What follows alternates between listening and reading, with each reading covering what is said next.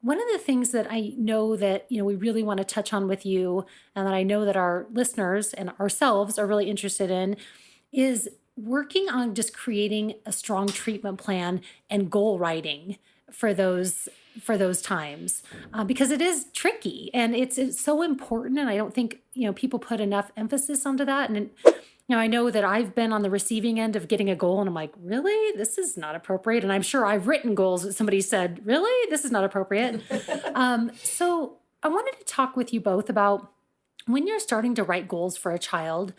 Um, what do you look at? What do you take into account? And I think one of the big things I really want to touch on too is that I think so many times you can tell that the goal was taken right from the self protocol, and you're like, this, like, how does that translate, or what does that mean, or why are we even working on that?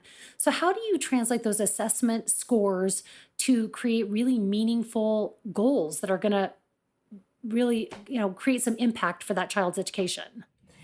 It's funny, in ABA, there's a term that they use over and over again, and it's the term socially significant. That the goal or the aim of an ABA program is to create socially significant change for a child.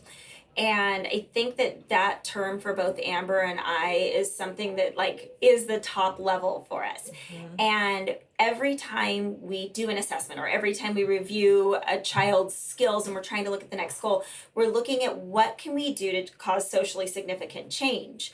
And socially significant means that somebody besides us is going to notice it, and that they're going to go out into another environment and be able to use whatever skill we're teaching and really have them receive what we would consider reinforcement or attention for use of that skill. And so we're always looking for things that are functional and then things that will kind of span across areas.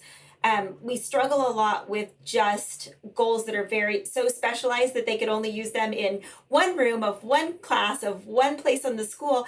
It's like, well, okay, that's awesome, but what are we actually teaching that's going to transcend the environments that this person has to function in? And I think that when we look at the assessment, we go through the assessment process to see where those deficits are.